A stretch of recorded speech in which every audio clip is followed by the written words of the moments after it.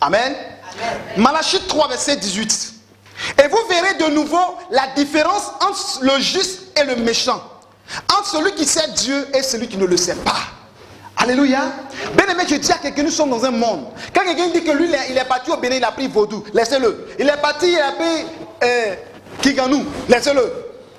Il a pris Kegyebo, laissez-le. Il a pris vaudou, laissez-le. Mais c'est Dieu qui met la différence. Gloire à Jésus. Parce que la Bible déclare que Dieu mettra la différence entre celui qui sait Dieu et celui qui ne le sait pas. C'est pourquoi lorsque celui-là même qui a eu la vision de l'Éternel sur la montagne, amen, et que Dieu lui a dit, prends ton bâton. Lorsque Dieu t'appelle à une mission, il te donne des signes, et ces signes convainquent les gens. Alléluia.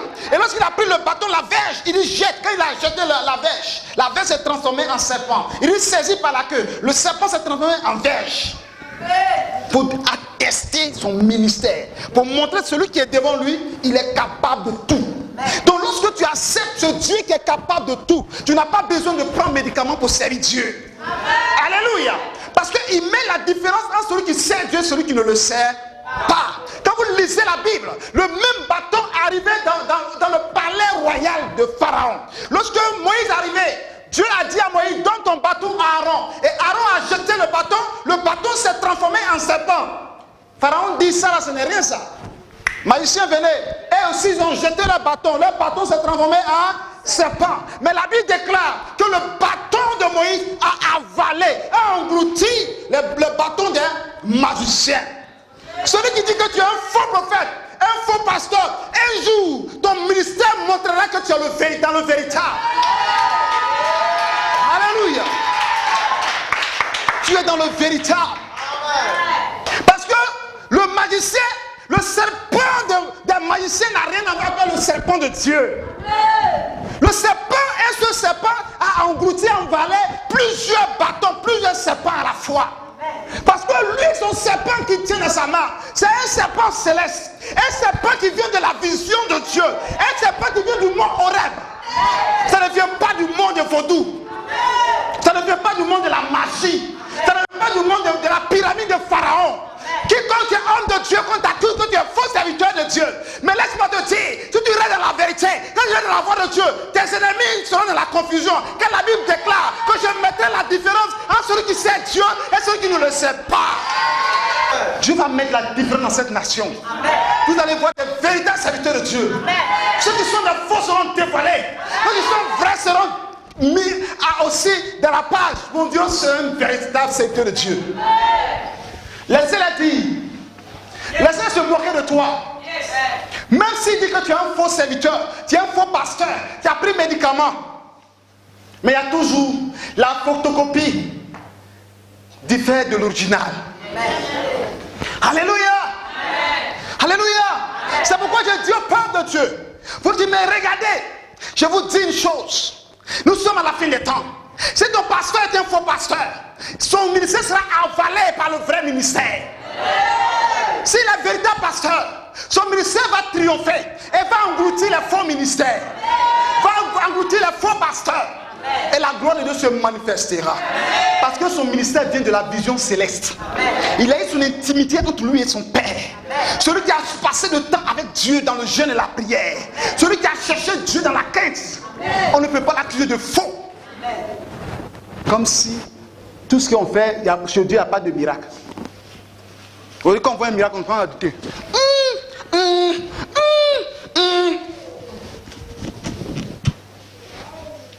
Alléluia. Moi, je sais que je suis un véritable prophète de Dieu. Amen. Amen. C'est ça qui est la vérité. Gloire à Jésus. Parce que je sais que selon la Bible, selon Malachie 3, 18, il mettra la différence bientôt. Celui qui sait Dieu et celui qui ne le sait pas. Alléluia. Celui qui sait Dieu sait rassembler le troupeau dispersé. Quand c'est venu, le troupeau était dispersé. Mais Dieu a rassemblé. Il a trié, il a amené l'original. Les photocopies sont parties. Alléluia. Mais les originaux sont là. Que ça ne choque pas quelqu'un, mais je suis en train de parler la vérité. En couleur. Alléluia. Bien-aimé, voici le bâton d'un homme qui se transforme en serpent. Et on a même plusieurs bâtons, mais le seul bâton avale. Alléluia. Lumière Nation, tu es une grande église. Lumière des nations. Donc quand tu veux quitter pour aller au Bénin, pour aller établir une œuvre dans une nation là-bas, on dit tu es parti chercher magie, vaudou. C'est là qu'il est parti encore bien. Amen. Alléluia. C'est là que je vais partir. Amen. Parce que si je suis faux, il y aura la différence. Malachie 3:18 va m'attraper. Si je suis faux, Malachie 3 va m'attraper. La Bible déclare que lorsque les apôtres étaient en train de prêcher l'évangile, les gens disent arrêtez-les parce que ce sont des faux serviteurs. Ils mettent le trouble dans la ville. Que nous dit la Bible? Il y a un homme sage qui s'est levé, il dit laissez-les. Si cette entreprise, je n'ai pas dit cette œuvre, cette entreprise vient des hommes, elle se détruira. Mais si ça vient de Dieu, ne prenez pas le risque d'aller contre Dieu. Dans le Nouveau Testament. Quand il y a un cas comme ça qui a commencé, aujourd'hui ils sont où? Ils sont partis avec ses disciples. Mais laissez-les. L'entreprise qu'il a parlé depuis 2000 ans existe aujourd'hui. Et je fais partie de cette entreprise. Et tu fais partie de cette entreprise. L'entreprise de Jésus-Christ de Nazareth. Alléluia. L'entreprise de Jésus ne peut pas être détruite. Jamais. C'est une entreprise divine. Alléluia. Mais Jésus a regardé et dit, moi je n'appelle pas cette entreprise, j'appelle ça mon épouse. Alléluia. Christ est l'époux, nous sommes l'épouse. Christ est l'époux, nous sommes l'église. Alléluia. Parce que cette révélation vient d'une vision. Ça vient de la part des anges. La révélation divine. Ça vient du ciel céleste. Lorsque Dieu t'appelle et qu'il veut t'élever, il écarte ceux qui s'empêchent la vision. Yes. Je sais pas, quelqu'un ne m'a pas entendu. Quand Dieu veut t'élever, quand Dieu veut te parler, quand Dieu veut t'ouvrir les yeux, quand il veut montrer sa gloire, sa divinité, sa souveraineté, son trône de gloire, il enlève le roi Osias.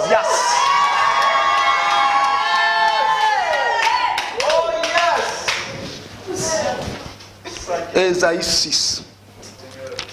Ésaïe 6. L'année de la mort, verset 1. L'année de la mort du roi Osias. Je vis le Seigneur assis sur un trône très élevé. Et les pans de sa robe resplendissaient le temple. Des séraphins se tenaient au-dessus de lui. Il avait chacun 6 ailes.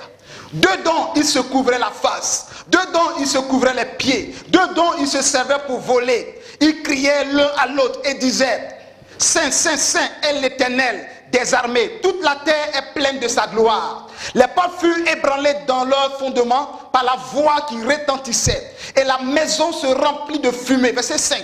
Alors je dis, malheur à moi. Je suis perdu car je suis un homme dont les lèvres sont impures. J'habite au milieu d'un peuple dont les lèvres sont impures. Et mes yeux ont vu le roi, l'Éternel des armées. Mais l'un des séraphins vola vers moi, tenant à la main une pierre ardente qu'il avait prise sur l'autel avec des pincettes. Et il en toucha ma bouche et dit, ceci a touché tes lèvres, ton iniquité est enlevée et ton péché est expié. J'entends la voix du Seigneur disant, qui enverrai-je? Qui marchera pour nous? Je répondis, mais voici, envoie-moi. Alléluia. Lorsque Osias était vivant, Dieu ne s'est pas révélé à Ésaïe. Mais la Bible déclare que l'année de la mort du roi Osias, cette vision nous a permis que notre Dieu est entouré de séraphins. Et cette vision d'Ésaïe nous a permis que les séraphins avaient 6 ailes. Amen. Cette vision nous a permis que notre Dieu est assis dans la flamme de feu ardente. Et ça ne consume pas son corps. Et c'est un feu glorieux qui n'a rien à voir avec le feu de l'enfer. Yes. Alléluia. Amen. Et c'est l'année de la mort du roi Osias que nous avons entendu par le prophète Ésaïe qu'il y a des anges qu'on les appelle des séraphins. Amen. Alléluia. Amen. Et lorsque le roi Osias est mort, Dieu s'est révélé à lui. Il s'est révélé à lui en tant qu'un pécheur, en tant que celui qui avait les lèvres impures. Alléluia. Et Dieu le dit. Amen. Il s'est révélé à lui et il a vu. Il dit, wow, j'ai vu Dieu, je suis mort. Alléluia. Mes lèvres sont impures. Je suis dans une nation dont les lèvres sont impures. Alléluia. La Bible dit que l'un des hommes vola d'un vol rapide. Alléluia. Et il a pris devant l'autel de Dieu où il y a la flamme de feu, il y a les braises, par une pincette. C'est-à-dire que c'est tellement chaud que lui il a pris une pincette. Il n'a pas pris par sa main, mais par cette pincette, il est venu toucher les lèvres d'Ésaïe. Quand il a touché les lèvres d'Ésaïe, tout ce qui était impureté dans sa bouche a été purifié. Dans le ministère, il y a des visions qui aiguisent ton ministère. Il y a des révélations qui aiguisent ton ministère. Alléluia. Dieu fait des choses pour changer ta manière de le servir. Il t'amène à t'éprouver, à être moqué de toi, à t'accuser pour que tu sois un homme aiguisé, une femme aiguisée, un homme, une femme de caractère.